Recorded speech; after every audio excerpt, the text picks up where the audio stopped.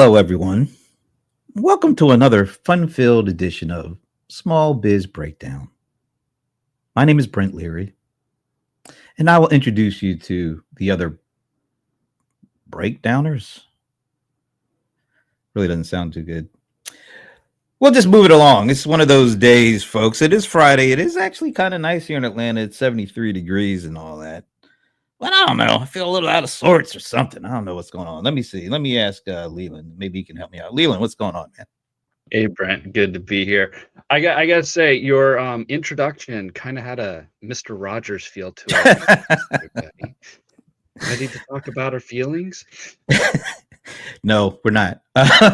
Anyway, we'll move on because once again, we are joined by somebody who is glad to say that they're from the heartland.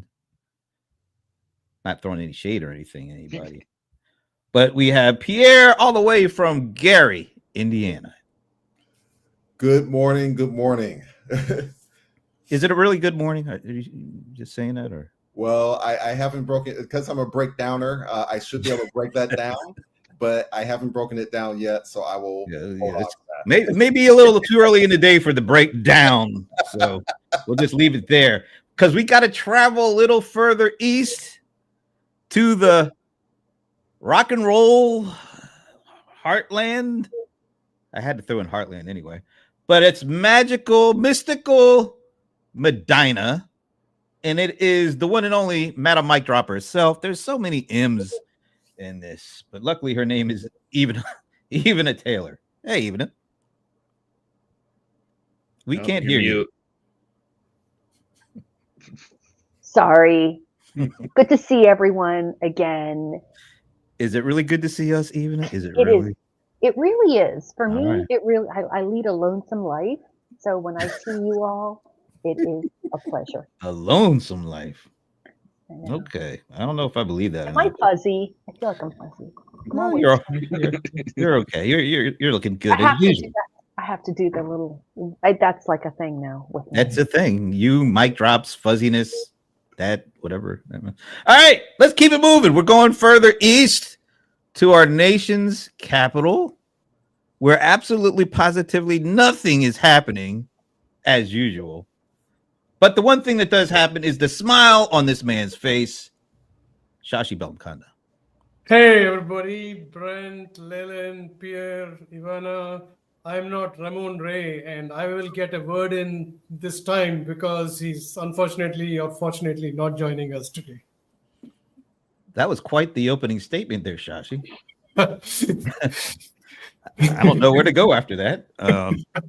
I guess I'll just go, to last and certainly least.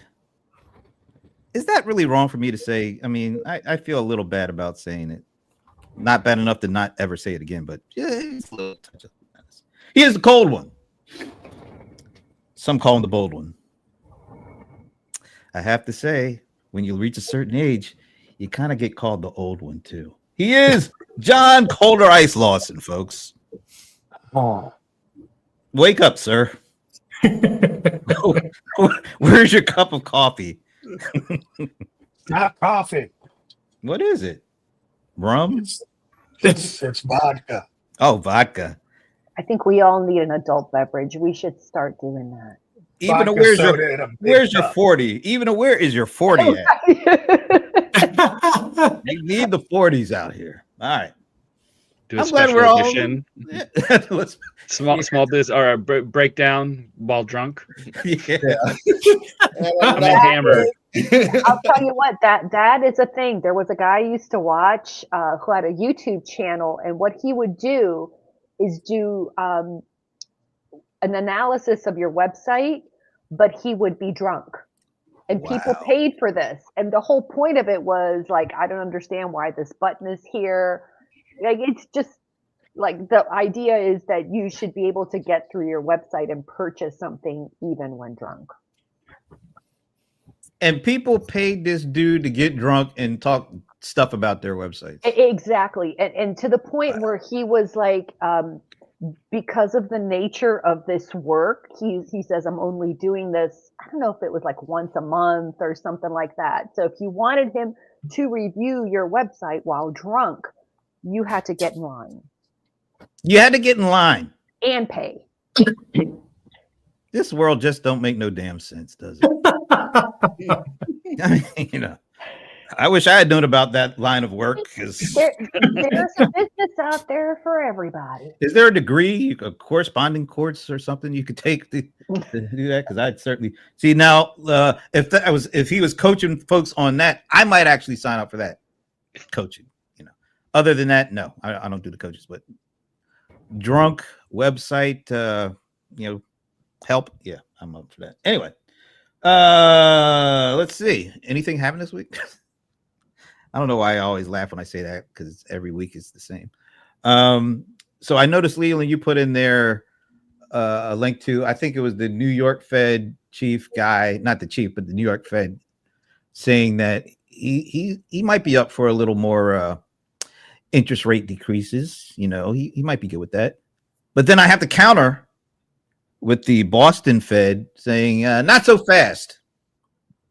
We might have to slow it down a little bit. We might December. We might not, and that's what really freaked out the markets the other day, because it's been a week of market freakouts. But the one that really surprised me was, we're all living in this AI bubble, right? And the one company that the whole world turns to when it comes to trying to figure out, is this AI stuff a hoax, fake news? Or should I say fake news? No, that didn't sound right. Fake news, or is it legit? Is it real? Is NVIDIA.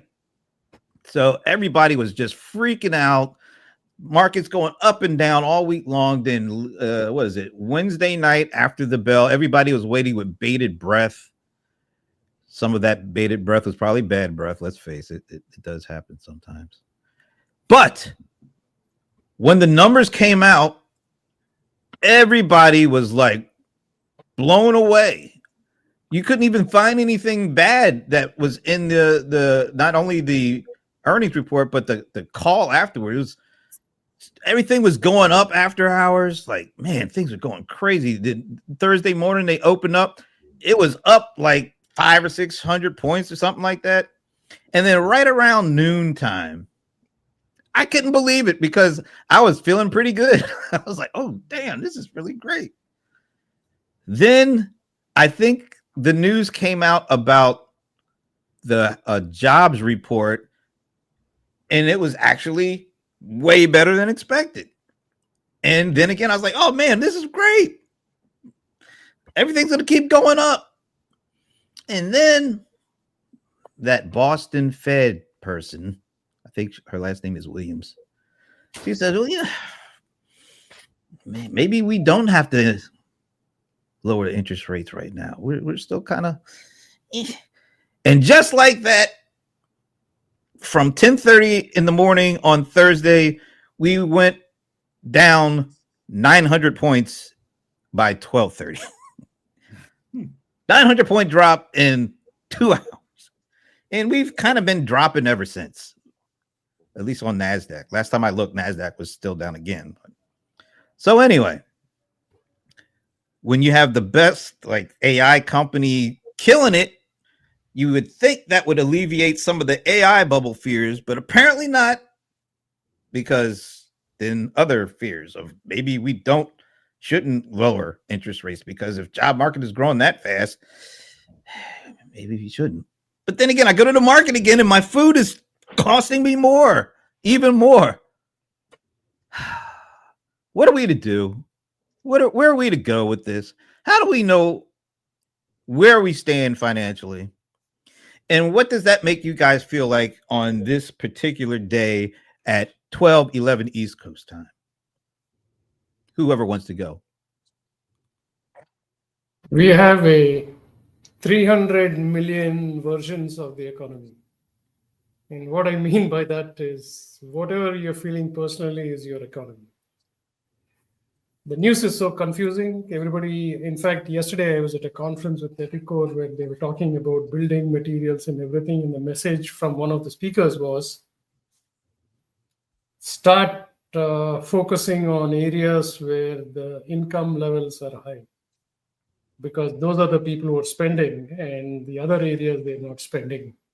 And one of the things they said is, which I'm just repeating what the speaker said. Tax time come, people are going to get a bigger tax return because there's something in the bill that retrospectively, I'm not a tax consultant, please contact your financial advisor. But the whatever was in the bill will be retrospective for the whole year, meaning not when the bill was introduced. So which means that people are likely to spend whenever they get their returns. So the question was, how are you guys going to prepare for that? Canadian lumber not coming because they are not producing as much and not exporting much to the US. So it's like 6 different economies, I'm sure, on this call too. So that's my take.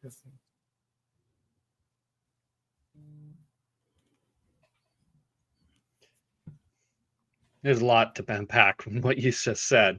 One of the things that I found interesting was that you got 2 feds with differing ideas, and that's odd. That is a really odd thing, and I like it.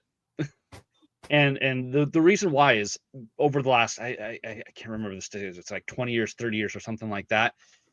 All of the feds have voted with the chairman, with a few exceptions, and by few I mean like 1 or 2. And to me, that goes: is there discourse? Is there people? Are people talking? Are people actually looking at the information, talking with each other, evaluating things really, really well? Or are they just all on autopilot and saying, well, if this guy says it's good, then it's good. If he says it's bad, it's bad. And so when I see discourse, I think they're talking, they're actually evaluating. There's more than just one person's opinion in the room. And so that kind of gives me a little bit more hope that we're getting a better answer than opposed to, well, everyone voted the same. That to me goes, unless the evidence is extremely strong. Like, if you get a jury and, every person votes the same way, then that means you got some really good evidence that it goes, that person is guilty or innocent. It's the same way in this way. I want to, if everyone's voting the same, I want to make sure that that information is concrete and then we're going in the right direction and it's good. But when you got discourse, it means that they're talking, and that's also good. So.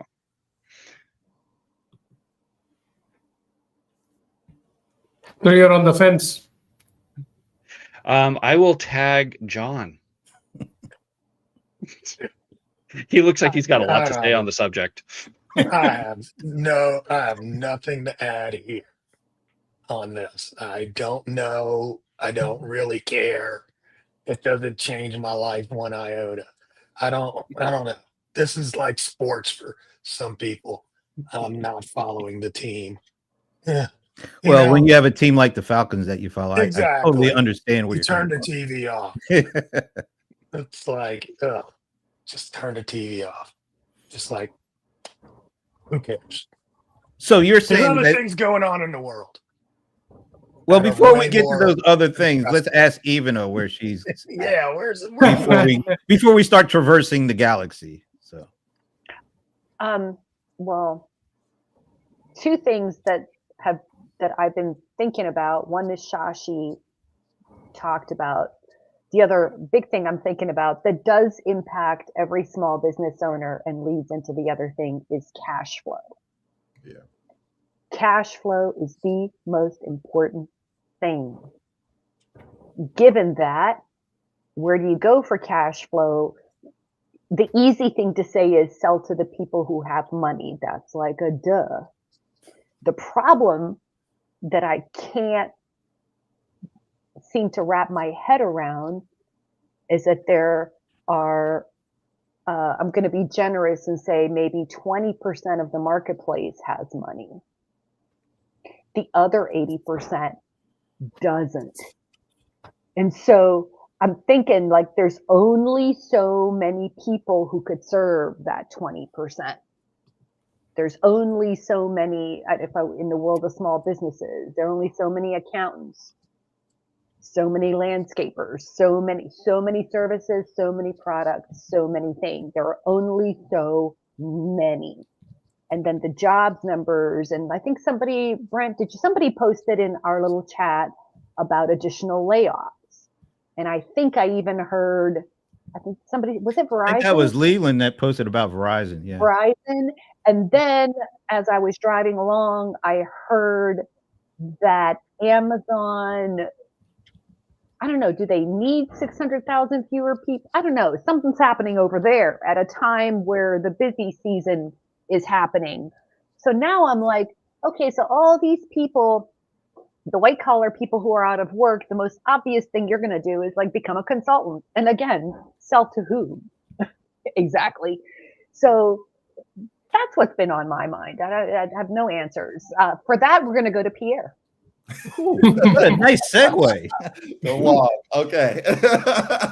I'm going to build a little bit on what Ivana said, and also what Leland brought up. I think it's, there may be some discourse going on because of the fact that we have an economy where we have different sectors acting weird, and not weird in a bad way, but sort of acting with certain things going on. They're reacting to the economy in a certain way.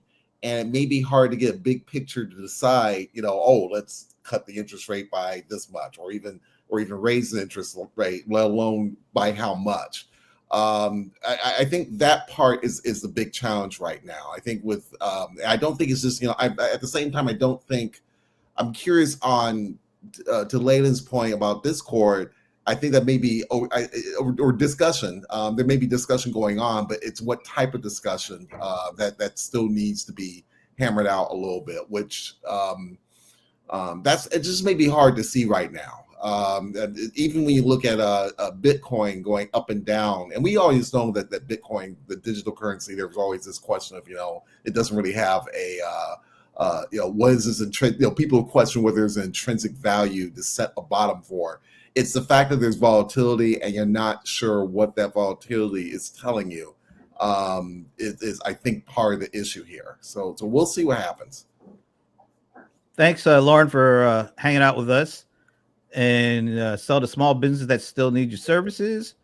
And small to mid-sized companies are what will save us. Yep. That's been the case normally, right? Like throughout the history of our economy, I guess it's what 70% of the spending is done by consumers, and what percentage of employment is done by small business is a pretty significant number. I don't have it right in front of me, but it always does feel like that. But does this feel any different than in years past? The situation we're in right now. It does to me. It does. Yeah. I mean, Okay. God, Expand, please. obviously. In what way? It might be obvious to you, but us mere mortals, we might not know. We want to know what you know. I don't know. You guys freak me out a little bit. Y'all Really? just act like, it's like everything is so abnormal. And it's just like, oh, well, the things are going, and it's like, no, everything is effed up. And it's obviously effed up. And we keep seeing the numbers being effed up. They go up, they go down, sideways. We're going this way today. Tomorrow, no, we're going this way. We're going to release that. No, we're not. I mean, it's just as ridiculous. And the fact that we've gotten so used to stupidity that we can't even recognize that we're in it is so weird to me. It's very weird. Has it never been like that? Has this always been the case where people were kind of ignorant of what was going on because of the chaos and the fluctuations? Or is it just now the fact that because we have all this technology and all this information at our disposal, like we've never had in the past, now we know how dumb it is? Or do you think it's always been like that? I think we are very, I think we're pulled left and right. It's like every week you come and you ask us, well, how you feeling this week? And then you giggle because it's like, hey, there's nothing going on, but you laugh because you know there's so much going on, right? I think play it off. I know Like, it it's from my crazy out perspective, here. but I've got to ask you guys because we don't all have the same thoughts and I perspectives. know y'all chill. Y'all are way too chill for me. I'm like, house on fire. This is what we want. We've been waiting for you to do this. You usually just sit back there with your smug, imperious look, with your mug of coffee or whatever the hell's in it, saying, "Oh, I don't care." Now we know you really do care. Damn it! Oh, I do care. You're like the rest of us. You care. I feel better now. I don't know about you guys, but Let it all out. Let it all out. Let your feelings just let flow. it flow. Let it flow. Oh, My I feel husband bad. said you got to rant every now and then. You got to let it out. And I said, no, repression and suppression is the way to go. Yeah, way to go for the heart attack or stroke. Right? Let That it was manifest our into an aneurysm. Yeah, right. Hey, look, you've got Lauren freaking out too. No, So there it is. It's a good thing. We need to let it out every now and then. you asked the question. Did you ask the question? What's different? Yeah. What You asked the question. What's different? Why? do you I let don't me know let me that let me kind of frame it just to make sure I'm trying to get what I think is in my head over to you. Because we have so much information at our disposal now than we've ever had before. And we even have these tools that help us analyze it. We never had this kind of stuff here. So are we reacting differently because the situations are different, or because the technology and the information that we have allows us to think in ways we never were able to before? Oh my God, I have so much meta. I have so much. I bought some of their So stuff. many thoughts. Yeah. So many thoughts. Right. First and foremost, this is probably historically not very different from other things that we have experienced, like 1929. Who knows? Maybe even the tulip bubble. Who knows? Right. So personally, I believe that history absolutely repeats and it rhymes and all those things. So I Raps, don't yeah. believe that this is so unique. All of us here in on this panel have lived through several massive market downturns and disruptions and so on and so forth.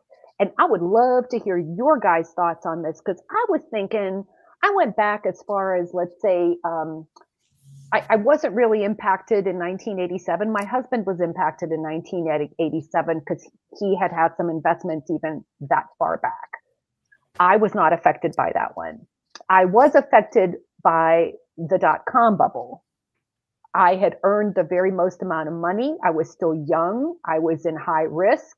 And then I had a corporate breakdown, did not move my money in time. And I lost like half of what I had saved in my highest earning years. And then so there was like the dot-com bubble, but think about that. That was like technology, right?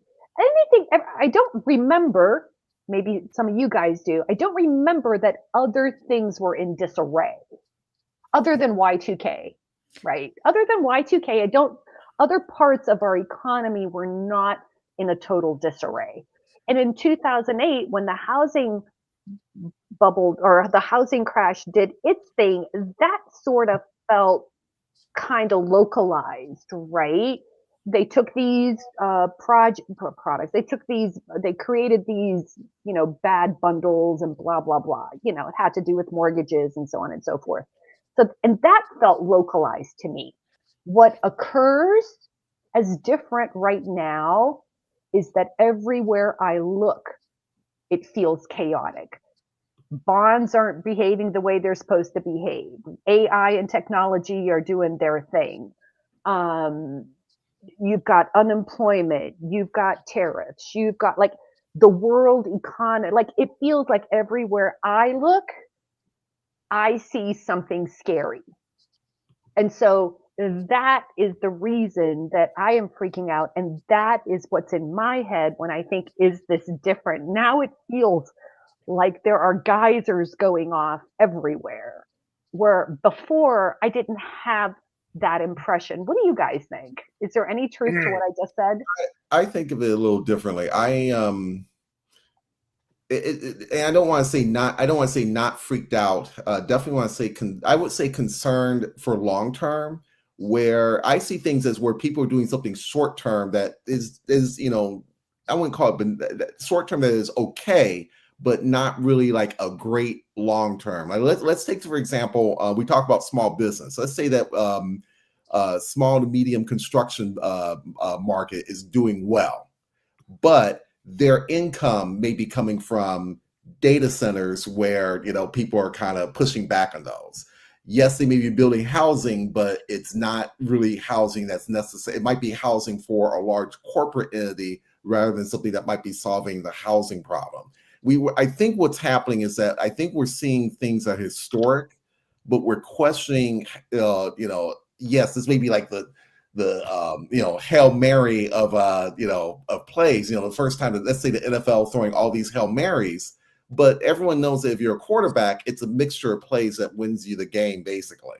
And I think what we're seeing is all these these certain types of plays that look okay. Yes, it looks like football. Yes, there are people catching the ball and moving forward, but you don't get a feel that it's moving forward for something strategic. I think even for Bitcoin, that's a terrific example of there's all this volatility, but no one can really name off why except for their speculation of it, of why. There was something I was reading that was talking about the 4-year pattern, that 4 years is supposed to be volatility. Well, that's not how forecasts are supposed to be. And it doesn't mean you get to this particular period and bam, automatically there should be something happening. I just think we have a hard time figuring out from a strategic standpoint what these things mean, and I think that's where I think internally we feel that in terms of a panic or something that we should be, this is something there's something we need to be dealing with, basically. So that's my 2 cents. Yeah, this is good. And shout out to Lauren because she is blowing up the comments. One thing I wanted to touch on and see if you agree with Lauren. We are reacting to all this stuff because people are scared of technology instead of embracing it. Traditionally we do, when new technology comes out, we're at least on the consumer side, enterprise, there's some layers that go into that, but we are the ones that are the first to embrace it and use it. It's like, you think about mobile phones and all the different things that people were doing with it that Steve Jobs didn't even know, wasn't even thinking about, but it was because consumers embrace and try to do all these things. Are we at a point where the AI is more being afraid of it versus really boldly going out and using it? Now, I'm talking to you guys who are all inside the bubble. But, but I don't find that AI is something people are afraid of. I mean, if you look at the numbers, this was the fastest moving technology acceptance of any technology. So I don't see that necessarily. People are not afraid of it. They use it. They don't know what it's going to do or where it's going. But I don't see people like, man, I don't touch that stuff. I don't feel that like I felt with other technology. I really feel people are embracing it. What was another technology that you saw? Oh my God, people were like, oh, I can't use this. Oh, social media. I remember when social media first started, I was actually at an all CEO closed conference with 25 CEOs of companies. They were on boards and, I called it the good old boy club. And I was slated to do a presentation on social media. And they were like, no, that's a fad. That'll never go anywhere, blah, blah, blah. That's for kids. Yeah. Yeah. Well, and I'm like, those kids are going to be your customers and managers, like in the next 5 years. And your bosses. Yeah, right. Yeah. I think, oh, go ahead.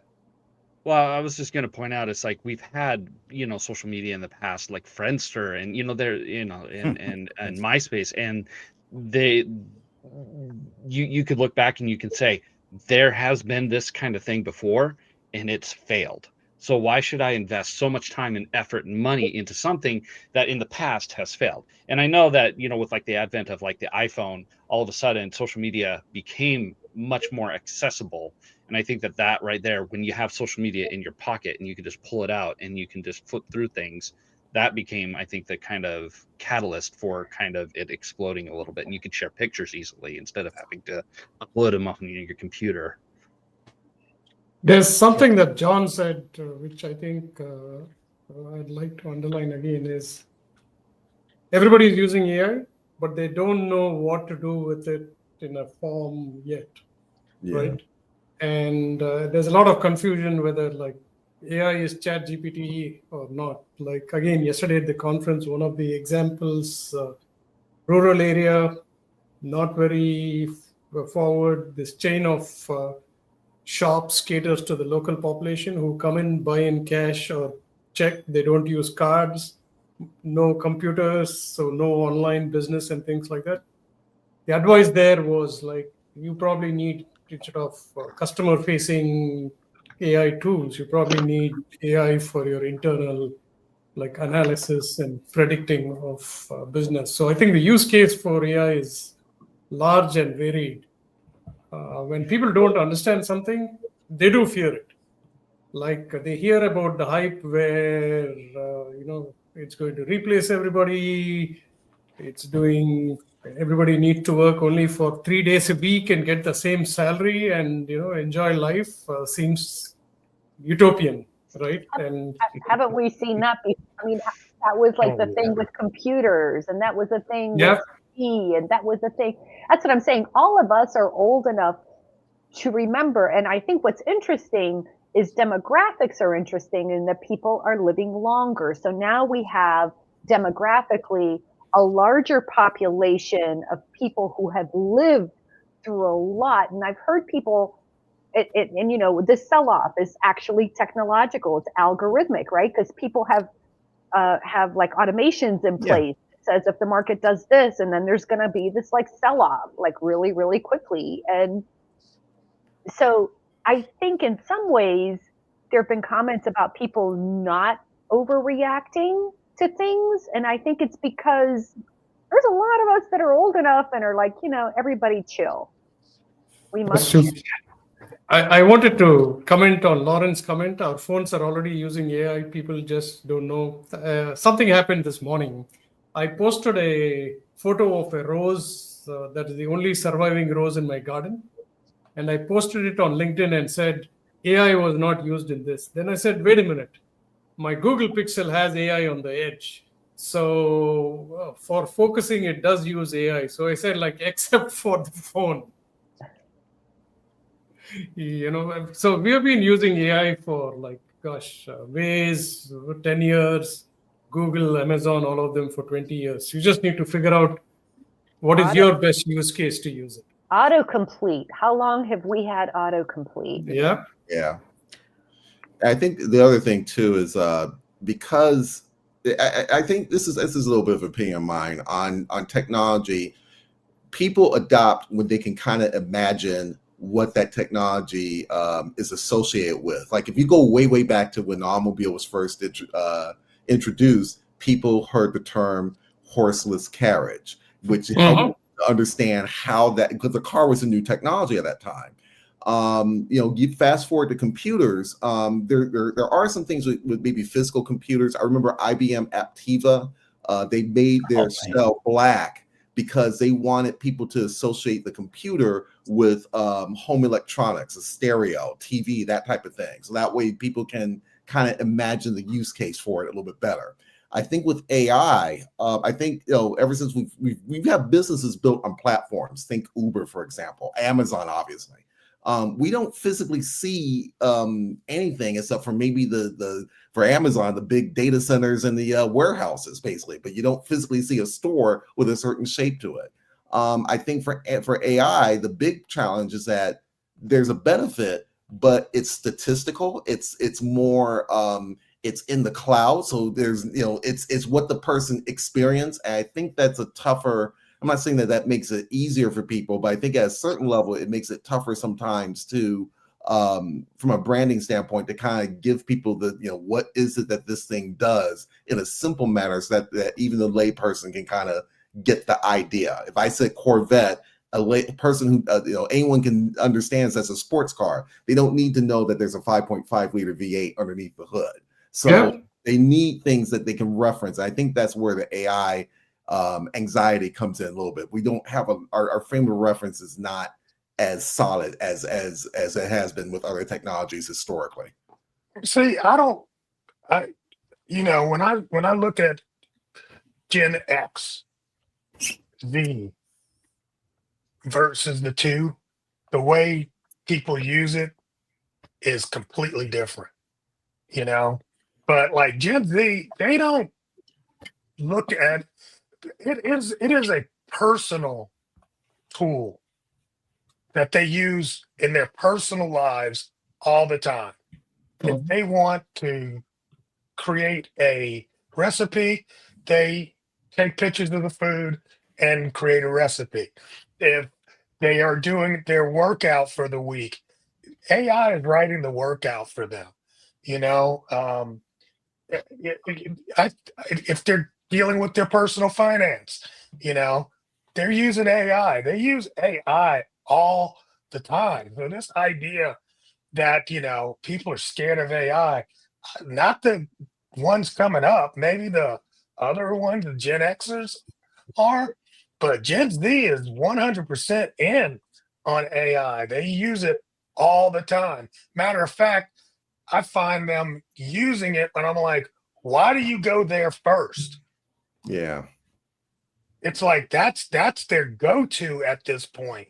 And I think it's going to get more and more like that. And the approach is not going to be, top down. We're not waiting on some, AI gods to come and give us this playbook on how to use, just like we did with, uh,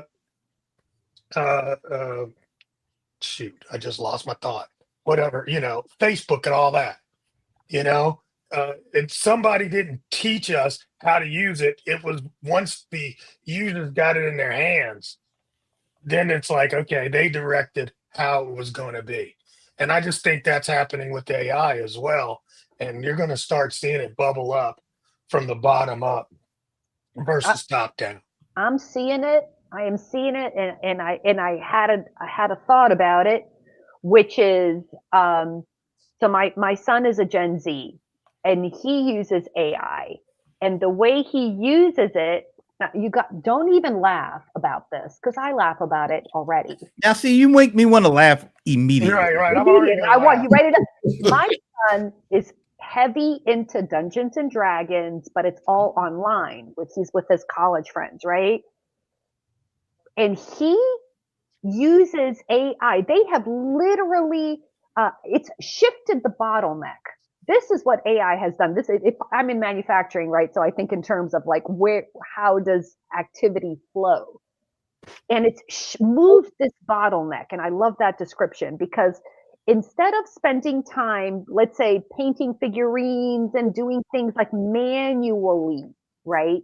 AI is there to convert whatever is in your head, this creative thing you have in your head, creates it, right?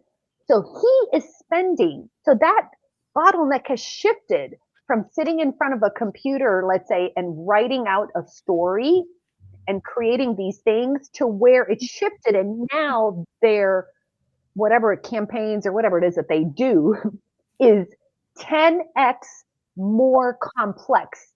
They are creating Game of Thrones like character growth and intersection and what if scenarios.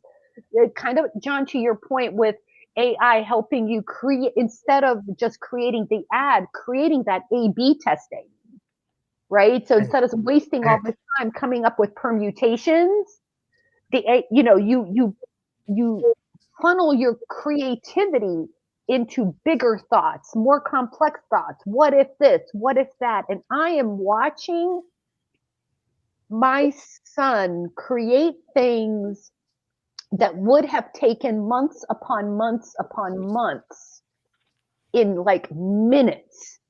And and yet still spending hours and hours and hours on this thing, but it's not on the menial activity. It's on this higher level strategic type thinking. I mean, that's a mundane example, but I think we think of it in terms of these bottlenecks. Where is it? And then now the bottleneck has moved to higher level thinking, strategic thinking, and so on and so forth, rather than like, instead of just spending 20 hours writing a marketing plan or 20, writing the marketing plan is not the thing. It's coming up with that strategy that's going to work. It's coming up with the mix of tactics that are going to work and convert. And if that doesn't work, how quickly can we shift into something else? So I think it's really exciting, to your point, John, about what the generations are doing. And Lauren, if you've got some thoughts or experiences, I'd love to hear them. But before we do that, Shashi is about to roll. So any last thoughts, parting words, Mr. Smile? No, I think it was a very interesting discussion. I'm glad John got it off his chest. All that fronting isn't good for you, I tell you. It really And isn't. I think Shashi has a new name, Mr. Smile. I like it. Okay. Hashtag Mr. Smile. Yeah, actually, one last thought that I heard yesterday was a lot of businesses are recruiting people from fast food places because whoever can perform well under pressure, smiling despite like having a big queue and everything else. Nice. So there are examples of how these businesses had, hey, we went and recruited this person for customer success because we already know they're doing a good job. With that, thanks everyone. Have a happy Thanksgiving, actually. Yeah, happy Thanksgiving to you, Shashi. Thanks. Bye. All righty. This has been really interesting. I don't know if I want to throw a monkey wrench into this or not. But that's kind of what I do. So what the hell, you know?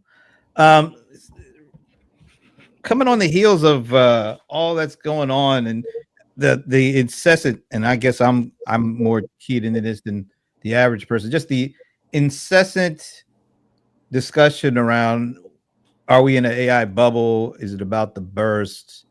Are we going to make it through? I do a show called CRM Players on Thursdays, and we have a monthly segment with a gentleman by the name of Dr. Michael Wu, who has been our go-to AI person since like the past 18 years. So well before everybody got on board with the AI stuff and all that. This guy, has his PhD in that area. And so we did a show, we call it Taking the Lid Off of AI segment, because he wears a really cool Kango hat. So that's why. So for those of you who don't know what a Kango, I'll just Google it, or I don't know, AI it, or whatever you want to call it. All right. So this has been a very weird week when it comes to AI in the bubble, because what I was talking about with NVIDIA, killer earnings. Everybody just hanging. I mean, I'm watching CNBC and they got like a close down till NVIDIA, like countdown on the day they do their earnings. I've never seen them do that with any other company like this. So everybody's watching this and they just blew it away. I mean, complete every metric you could think of. Great earnings potential going forward. Great kind of they're raising their estimates, all this kind of stuff. You couldn't really ask for a better earnings. And everybody looks at this as the kind of the poster child for AI health. And because they blew it out, people are thinking, oh yeah, this is great. We're no more talking the bubble, at least not in the near future. The next day, of course, everything goes to hell. So you can't even count on that, because there's so much fear and uncertainty around, is this AI stuff, all this money that we've been talking about over the last several weeks. is it going to fall in? Are we going to lose all our money? Are these companies not going to be able to pay for all this stuff? Do they even have the cash? As Ivana talked about, cash on hand. One company got killed because they were saying they're going to buy all this stuff, but they have to debt finance. Their stock get crazy, but the overall market just went to hell. Even with this beacon of AI goodness, I don't know where I came up with that. And I see John's eyes immediately shoot up, like, what is this guy talking about? But anyway, I say all that because this conversation I had yesterday, with Michael Will, he actually explained it in a way I didn't think you could possibly explain this stuff. And we went back to World War II when Ford was called on by the government to make tanks and use their manufacturing might to help the war effort. And he basically said, look, we're in an AI arms race. It's kind of similar to the atomic bomb race in the 1940s during World War II.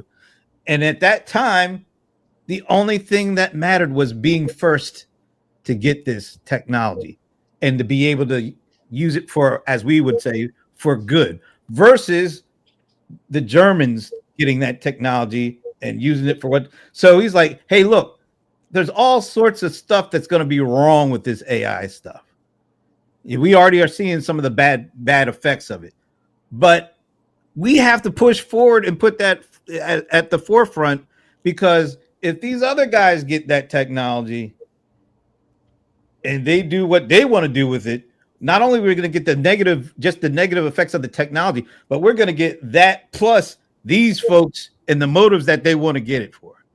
So this economy is like a wartime economy where everything is going into this one thing, warts and all. And if we aren't the victors, then everybody else is going to lose outside of the bad guys. And he said this is what it feels like right now with this AI stuff. Nothing else matters. This money is flowing all around, because everybody's trying to get their lead position. They don't care about the people that are getting laid off. They don't care about other stuff. They don't really care about the overall economy. We need to do what we need to do now just so that we win this big war. And once we win the war, then we can go back and look at how we can improve things. I never thought about this, but do you think, are we in the same kind of position now? We're not going to get bombs dropped. At least we hope we're not going to get bombs dropped from this AI war arms race.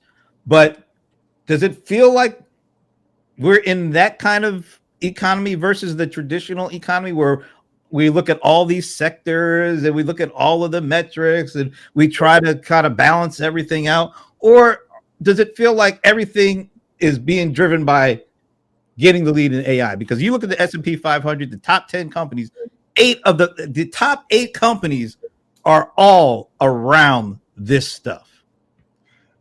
I don't think I think it's urgent, but I don't think the war analogy is a good one in some ways. The biggest problem is that when you go back and look, if you go back to World War II, we didn't have cars produced. I think it was 45, 46, and 47, if I remember the years correctly, because all the automakers were everyone was geared around trying to get the U.S. tanks, planes, World War II, tanks and planes.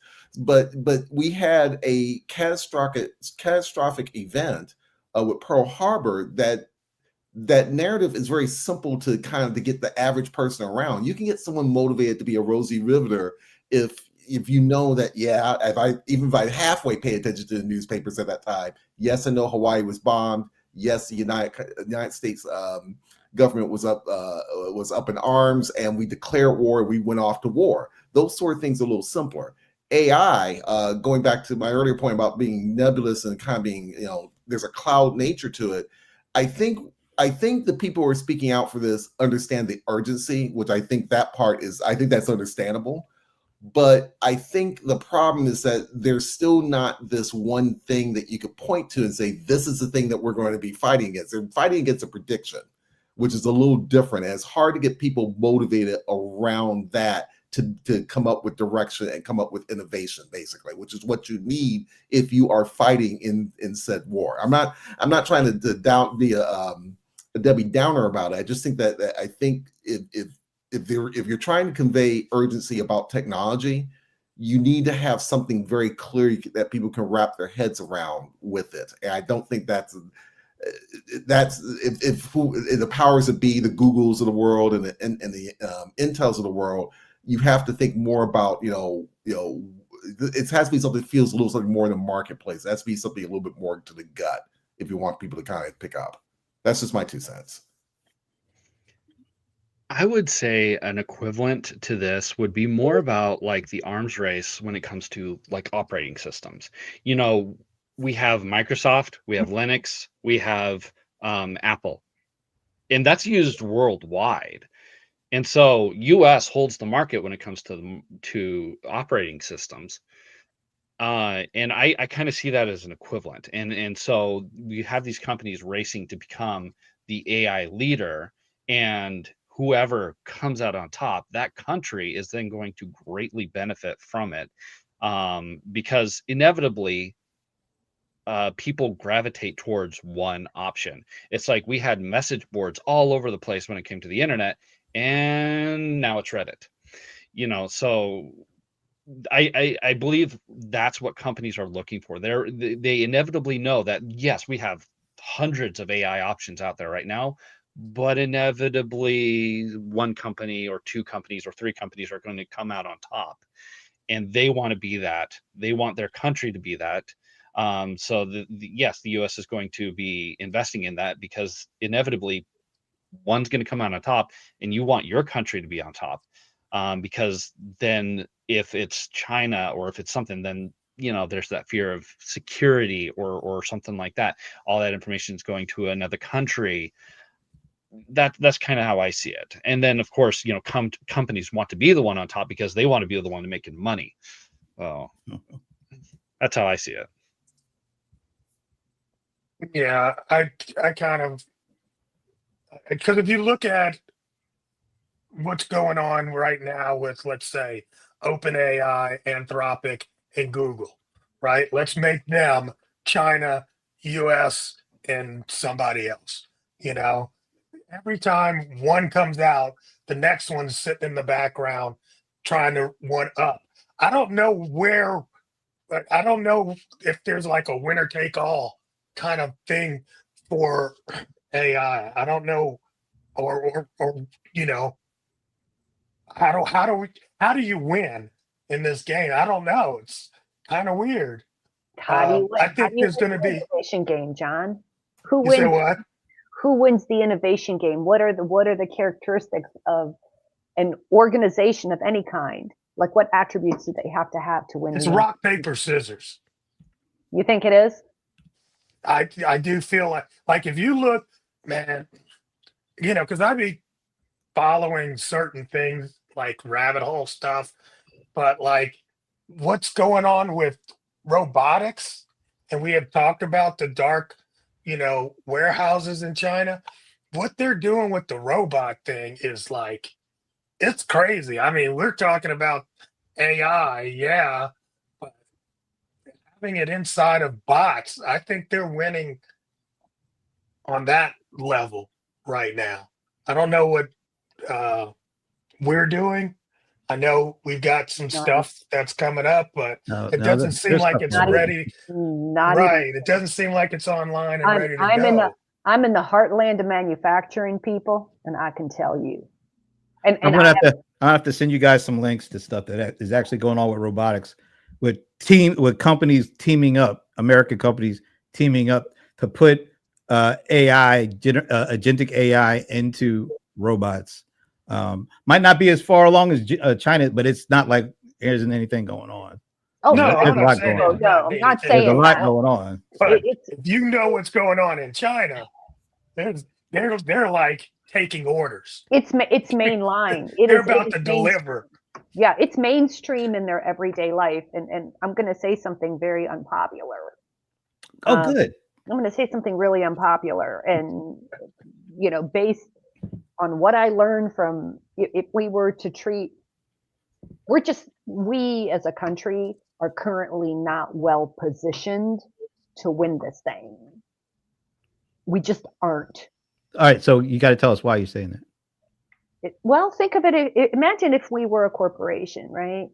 We are corporate.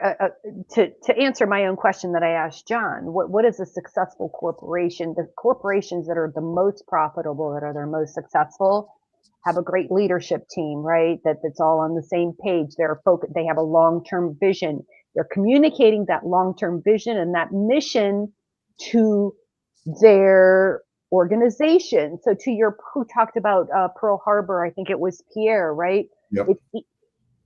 The mission, vision, and commitment of an entire group of people. This is how we got into space. So the things that made us successful in the past, I do not see them. I do not see the artifacts of that in front of my eyes. Can I tell you? Could I share one? I think is. Oh, I'd love to hear that because I'm like feeling like because when you talk about Pearl Harbor and then you talk about the space mission, that was driven by fear of falling behind your enemy. Yeah. So when okay. I'm not saying it's a good or a bad. I'm just saying and I think there's a lot of fear in that when it comes to this AI arms race. But I don't feel the cultural mainstream drive. I don't think it's cultural. I don't think it's hit the mainstream. I think it's hit the mainstream rich people and the companies that have the most at stake, because that's the biggest difference between what I just talked about with World War II and the space race. Those were galvanizing happenings that hit everybody. AI is not hitting everybody. And AI at that time. Remember, we did a couple of months ago that techno capitalism kind of discussion with Sammy. Sam Altman. I just like calling him Sammy for some reason. I don't know. Sam Altman was basically pinning his tech bros Bill of Rights, like his amendments to the Constitution that were specifically for the tech bros. There ain't that many tech bros, so it's not ever going to be down to the level of like, man, not that I was there. I think, John, maybe you could tell us when that space race really got